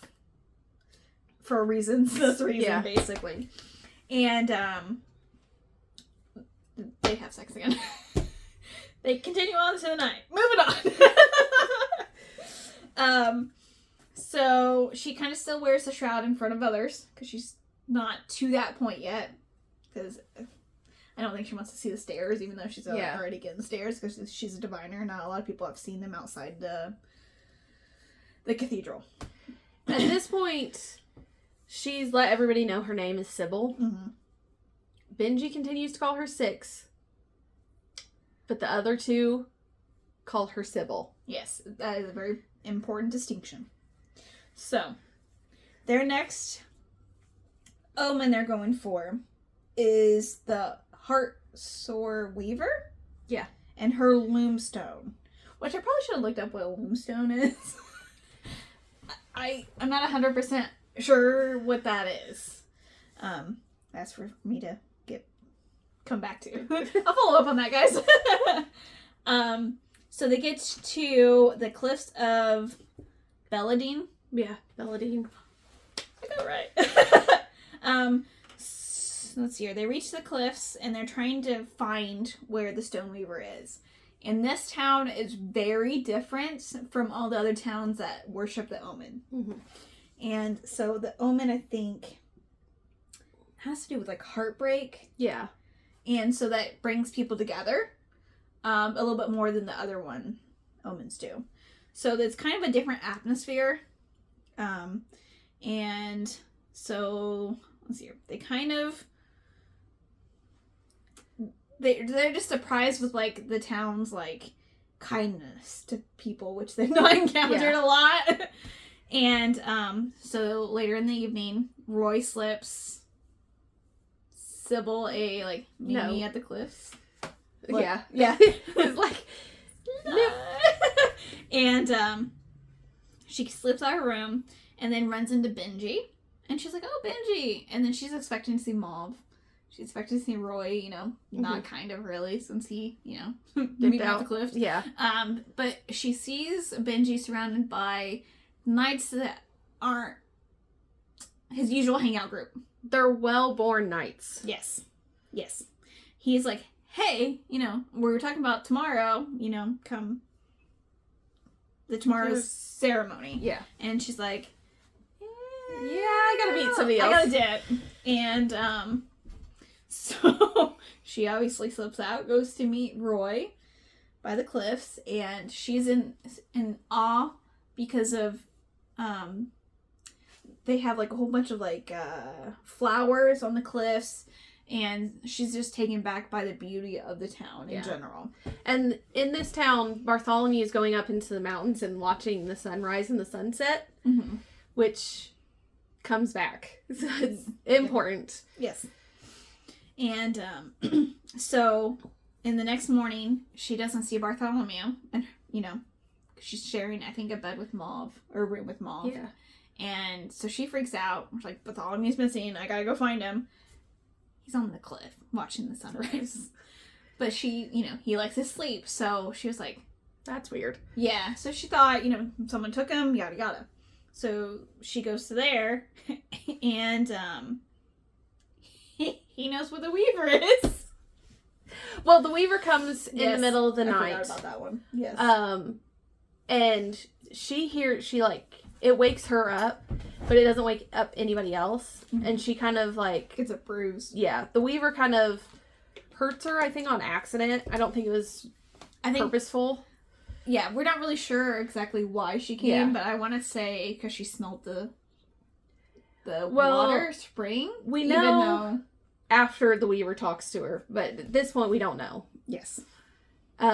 Rory's mad because she's injured. And they're like, okay, we gotta get this. We gotta find the Weaver. Yeah. And Bartholomew's like, well, I know where she is. He's like, right there. And they're like, how do you know that? He goes, I know things. Yes. Yeah. And then this whole novel, he's been wanting to tell her a story too. Mm-hmm. So, but she's like, no, I don't want to hear it at this point. The whole time. Mm-hmm. So that's important as well. Yes. So they go to the cliff, and Sybil kind of, after she finds Bartholomew missing, she finds him on the cliff. She discards her shroud for the last time. Yeah. Yeah, the last time. And then Maud, I'm saying her name wrong. Maud, okay. Maud, Roy, I think Benji's not there yet. No, right? Benji is doing the ceremony. Yes, yeah. So the ceremony is, they weave a sweater. It's all about weaving. And then pull the, 5 or so different people. I'm not sure if I wrote that down. The nobles of the town pull on a thread and basically unweave. It's actually really nice, actually. Yeah. It's the best ceremony he's had to do the entire book. So they go back to the cliff where Bartholomew's like, hey, she's down here in this little hole. and it makes sense to Sybil because that's what she sees. It's always in darkness. Yeah. So it ties back into her dreams a lot. And so they're debating on who's going first. Roy's like, I'm going, stop it. And so Roy, Mauve, I don't know why she's... I think she's there for moral support. Yeah, she's really injured. I'm not sure how she can survive. Okay, then Benji, obviously Bartholomew. Yes. Okay. So Bartholomew kind of tells them where to go, but he doesn't know the ins and outs of this cave system that they're in. Yeah, pretty much. So they all have to split up, but Sybil at this point goes, we're not going alone. Nobody's going alone. And there's I want to say 5. 4 or 5 different paths. Yes. So Rory and Maud go together. No. Maud and Benji go. Oh, yeah. Maud and Benji go together. And Bartholomew was going to go off on his own, but she said no. Bartholomew's coming with us. So they go. Rory, Sybil, and Bartholomew go to a different path. Yes. Bartholomew is having the grandest of times in this dark cave. Yeah, he is. The other two are kind of freaked out. And he basically is like, hey, we're just gonna follow this thread, this rope, to the Weaver. And he pulls on it, and it springs a trap. Their thought process, or Bartholomew's thought process, was she must use this to guide on really dark nights. And pulls a little too hard. Yeah. Falls into a trap hole with coins. It's like a water pit. Yeah, a water pit with coins and spikes. Yes. So Bartholomew doesn't fall in the pit because he can fly. So he flies to the other side. He's like, what are you guys doing? Sybil cannot swim. So Rory has to save her. Poor Rory, I know. In the process, he loses the coin. In a water of coins. And Sybil's like, you won't find it. And he's like, it's a stone coin. I can find it in this gold pile. He's like, you two go on, and then I'll meet up with you, basically. Yeah, so she climbs up the rope to get out. And she sees the Weaver. And Sybil tells Bartholomew, hey, go get Roy. Because the Weaver's here. Yeah. And so she sees, I think we see one at this point, correct? Yeah. So, yeah, right there. So, on the bench lies one's body. Naked corpse, basically. And Sybil is devastated because she knew they were dead. But, this solidified it a little bit more because she's physical proof. And the Weaver kind of like, it's okay. And basically explains that they come every 10 years. The Weaver has since refused to partake in the spring's water. Yeah. And so the Weaver has, I want to say 90% turned to stone. Yeah. Which kind of leads into some more linking of the minds here. Or facts. And, so, at this point, the Weaver also tells her about the Loomstone and what the Loomstone does. Yeah. So, one side you can see into your memories. And for the longest time, the Weaver didn't do that because she didn't want to know. Mm-mm. And then something changed in her, and I forget what it is. She decides to look back on her life, and she sees that she was a regular person, and that the abbess kind of made a bargain with them. Yeah, so the Loomstone can transport the Weaver in time and space. In time and space and the memory piece. So depending on how you turn it. So apparently the Weaver knew the abbess when she was just a stonemason. Small child, whatever. Foundling. Foundling, thank you. I don't know why I struggled for that word. And so the abbess asked the Weaver to create the robes. The diviner robes, or the dresses, basically. Yeah. That each of the 6 wear. And, yes, she ends up looking back at her memories, realizes that she's not drinking the Kool-Aid anymore, basically. And she told the abbess, like, here's your 6th dress. I don't want to be an omen anymore. I'm out. And the abbess is like, no. But I'll stop sending you water. Yeah. Because she knows what will happen when she does. And also, when the abbess went and visited the Weaver, she had a gargoyle with her. We don't know who this gargoyle is, but she had one with her. Mm-hmm. Yep. And the Weaver's like, oh, and I saw that gargoyle the other day during sunrise. Mm-hmm. So she wanted to try to investigate. So that's why she went to check on Bartholomew. Not sick. She's self-absorbed. I'm just kidding. to see what he was doing, pretty much. Yes. And she basically reveals that the gargoyles are past diviners. And remember, she had 23 of them. And I think only the one could talk. Yes. I want to say. And so then the Weaver goes to talk about the first diviner, who was a male child named Bartholomew. Well, so before this is revealed, she's telling her that it was a male child, but she didn't remember his name. And then Bartholomew and Rory come back, and they're yelling for Sybil. Mm-hmm. So Rory's obviously yelling Sybil. Bartholomew is yelling Bartholomew. Yes. And that's when the Weaver's like, oh, that's what his name was. So we know that the gargoyle that she saw that can talk is Bartholomew. Which was the first diviner. Yes. And so Sybil, the Weaver asks Sybil to kill her. And then I will give you the location of the Loomstone.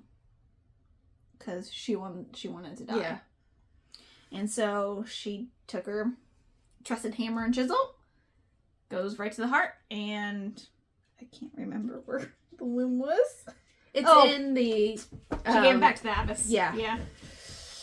So it's all coming around.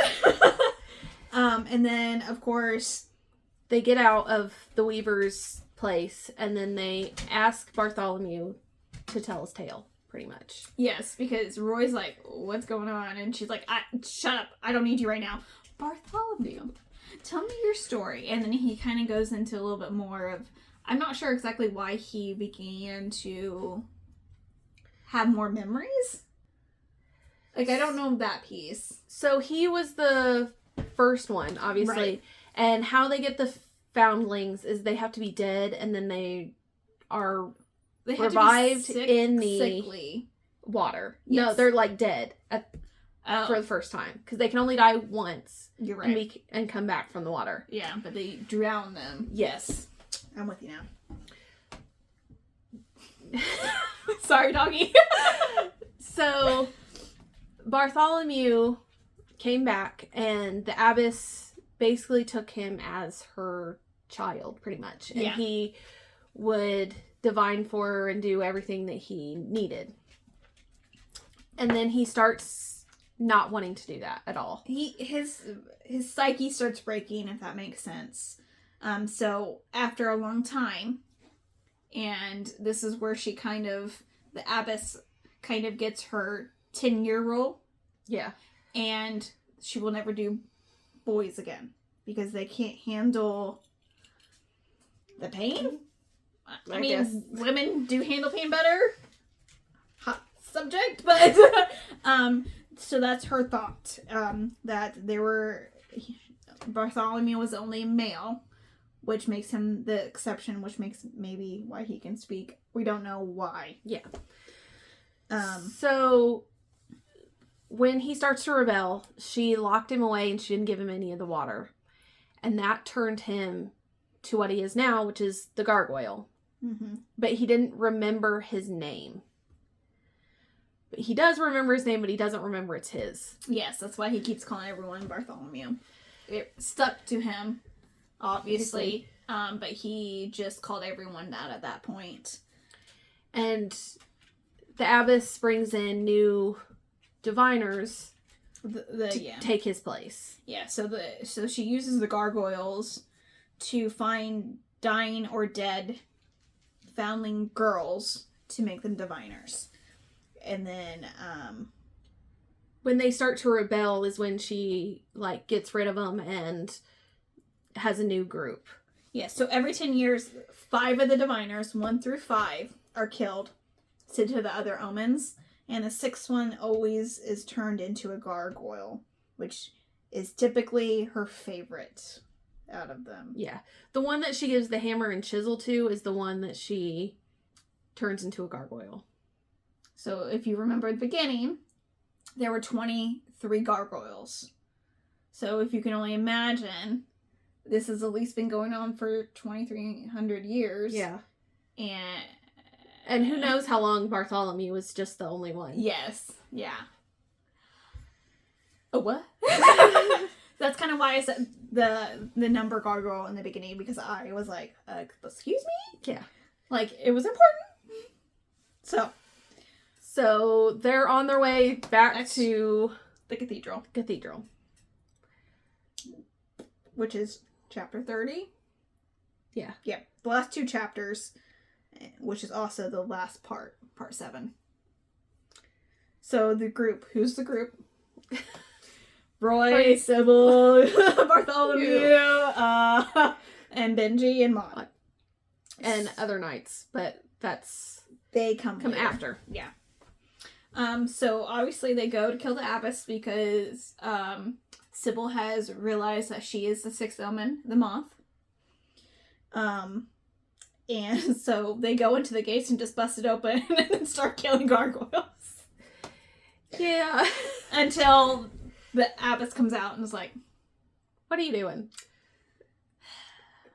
And she uses the loomstone Mm-hmm. to kind of transport herself out of their reach. Basically. Kind of. So she grabs Sybil, transports them into the cathedral, tells the gargoyles to kill the others. And so the abbess pushes Sybil into the spring, saying, you only come back once. Yeah. And that's how she's going to Kill her. Which we found out she doesn't like. And so, yes, so obviously they're all fighting outside. Bartholomew kind of bites a chunk out of the abbess's neck. Good for her. Or good for him, you know what I mean? And Roy pulls her out of the spring and basically begs the other gargoyles to leave. Like, I don't really want to kill you, but also, like, you're trying to kill me. They kind of refuse because obviously they don't have Bartholomew's time. Maybe just so much time has passed, he kind of put together his fragmented memories. I don't know. No. Maybe because he was the first one and the only boy. I don't know. But basically, they have to kill the other gargoyles. And finally, Sybil grabs the abbess and drags her into the spring and drowns her. And so we find out that she's made of stone. Very beautiful carved stone. Which maybe she did herself. It kind of seemed like she was a stonemason. I don't know. No. Unclear on that piece. So yeah, she places the chisel over her heart, the abbess's heart, and kills her. Yep. And keeps striking it until there's nothing left. And then Sybil's like, I'm not satisfied with this. The whole cathedral has to come down. Yeah. Which she wants to bury the spring so that nobody else can use it. Yes. And so they just go. Obviously, Sybil's using her chisel. Roy's using the coin. Moth's using her battle axe. And Bartholomew's just there. Yeah. Because he can't really fly into the stone because then he'll kind of break himself. Benji does end up helping too, but it's Benji. He's not that great at anything. Thank you. So I didn't want to say that. The rest of the knights kind of show up. And then this is after they cover the spring. Yes. Yeah, the cathedral has fallen and hopefully not. The spring is no more. Yes. Which I think means that she's going to turn into stone. But whatever. I kind of thought that too, to be honest with you, but second book, who knows, miracles. Yeah. So basically, Benji kind of throws the coin, Roy's coin, at Bartholomew, destroys his left wing. And I think Roy's trying to get him, and then Benji kind of slices his side. Yeah. And Maud just kind of happens to be like, what the fuck's going on? She's just like, what's happening. So, if you couldn't imagine, Benji betrayed everyone. Which is what that meeting was for. Yes. So basically, Benji wants Sybil to be his king. Nope. Her is diviner. his queen. Slash diviner. Because she's the only one left. Slash she's the only one that is still alive. And basically says, Moth, like, I can't grow with you here because you baby me too much. Okay. And then tells Roy, I'm dropping you like a hot potato because you're just not a really good knight. I need a good knight, not a bad knight.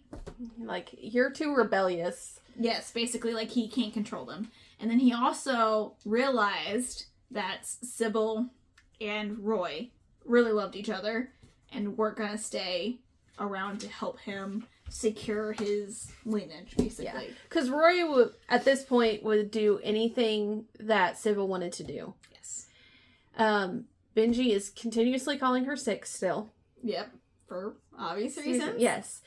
And he's like, you're going to put your shroud back on. You're going to come with me. Or I'm going to kill him. Pretty much. Yeah. Pretty much. And then, of course, Moth is like, okay, you know, I'm not loyal to you anymore. I mean, fair enough. She felt like she had to say it. It's okay.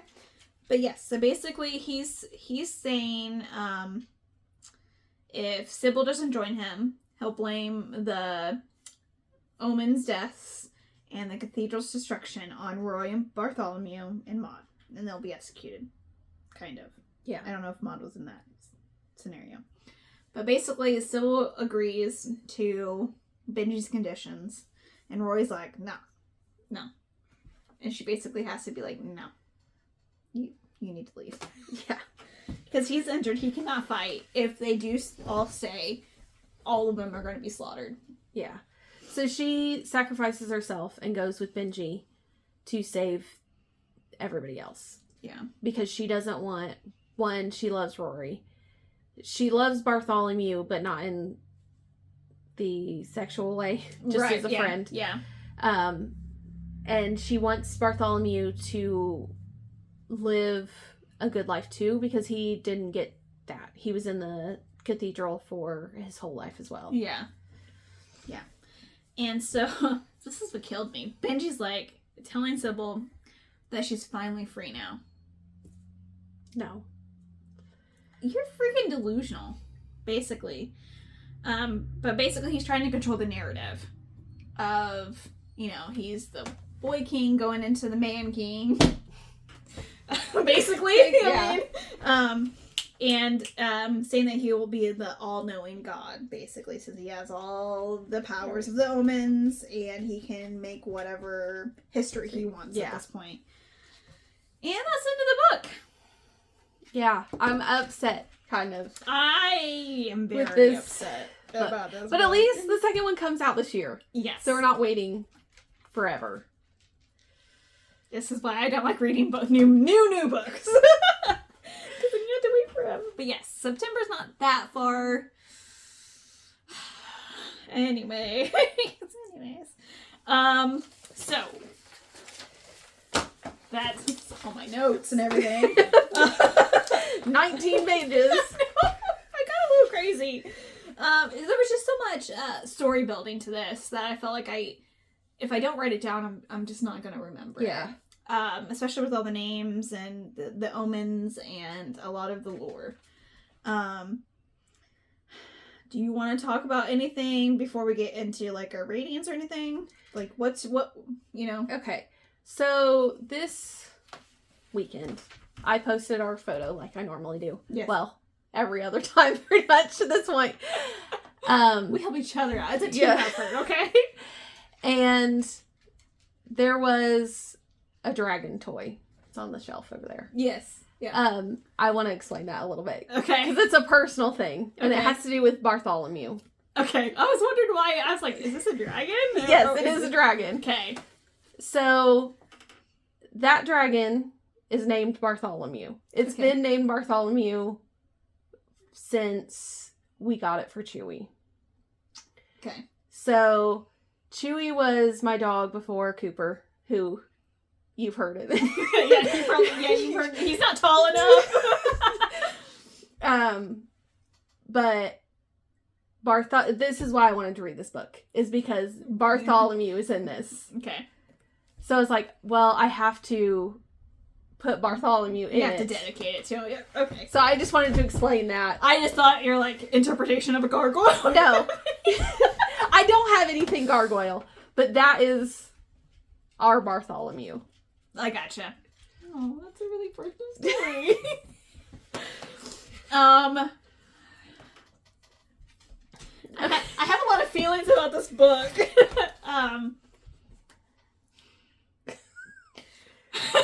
I don't know if I want to go into it, because then it leads into my rating piece.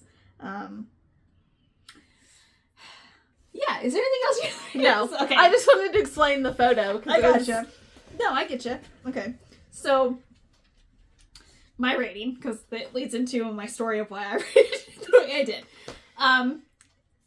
It's my first podcast book for the 5-star for this year. I gave it a 5-star. It had all the elements that I really like in a fantasy book.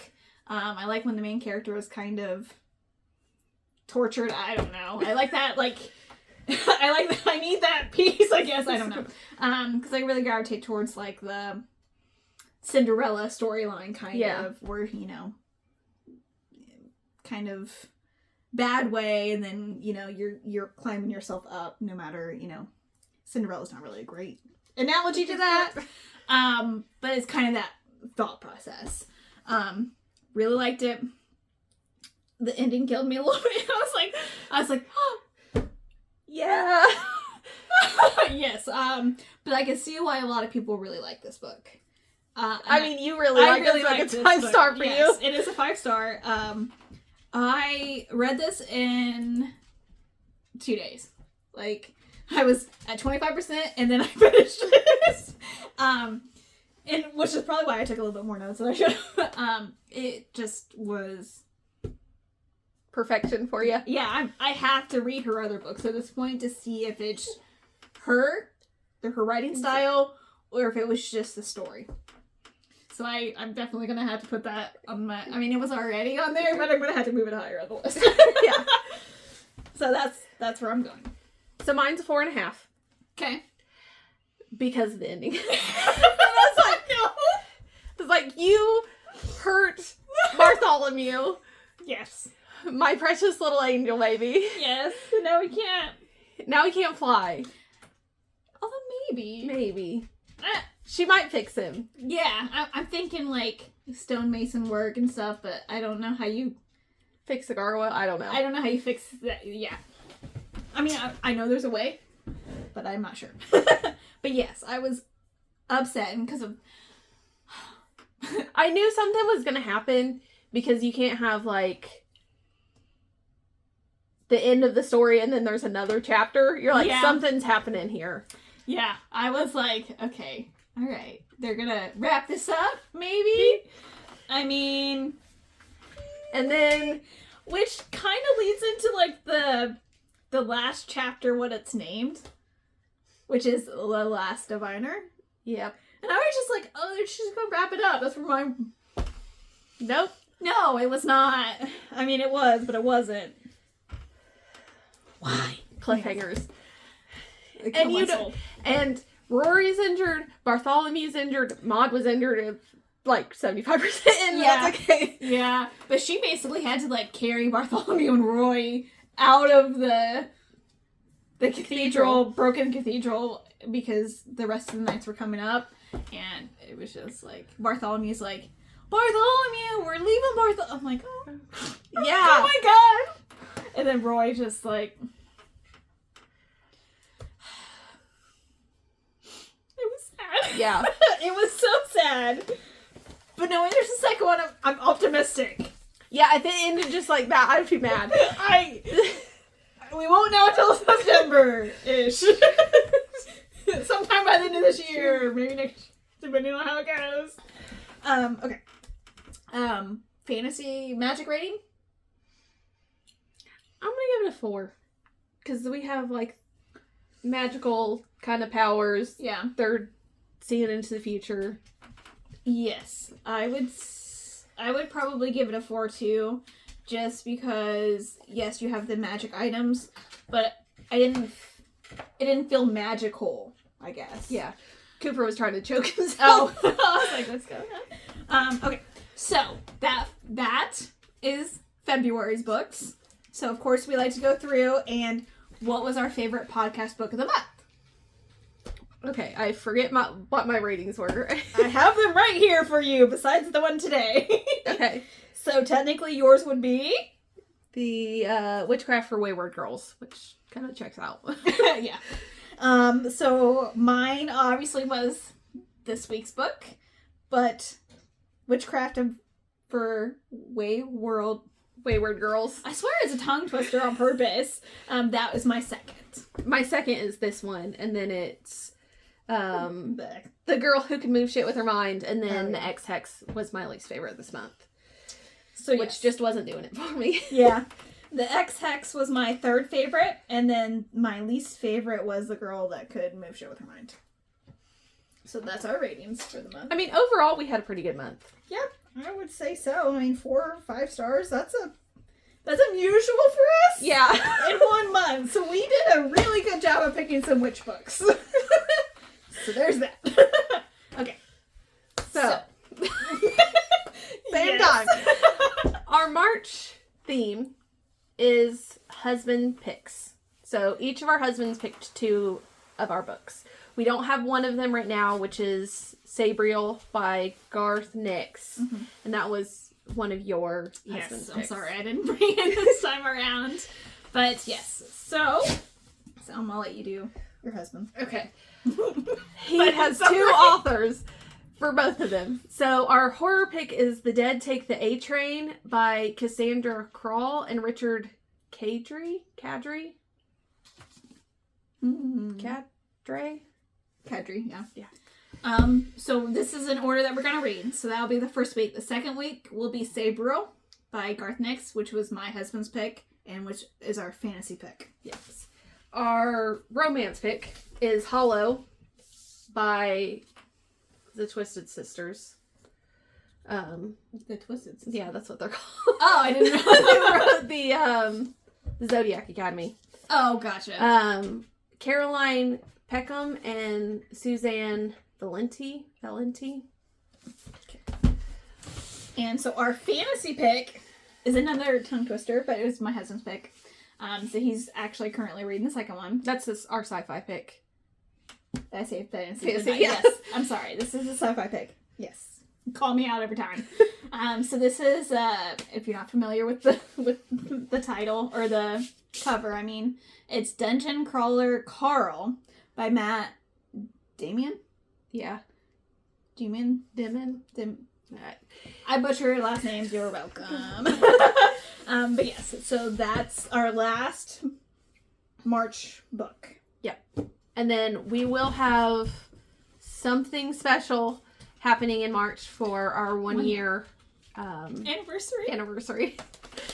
Yes. So we're going to do, we haven't really decided exactly what yet, kind of. We're thinking about an extra episode somewhere in the month. Mm-hmm. But it won't be like a really long one. We'll just kind of talk about how things are going, maybe. We really haven't hammered it out. Yeah. Sorry. But we will be doing something for like the anniversary month. Just because, it's been a year. I feel like we need to give you guys something special. We did pretty good. I mean, we made it a year. We have made it a year. That's an achievement in my books, 100%. That's 52 books. If you're not counting our extras. Yes. I mean, we did some extras. Maybe a little rambunctious the first time around, but we're learning, figuring out what's. So let us know what you like, what you want to maybe us to change. If you want any books to be featured on the podcast, yes. So we would take recommendations. If you have an idea for themes that could fit all 4 of our genres, we'll take those too. Yes. So definitely let us know what you like, and we will incorporate them as best as we can. So, until next time.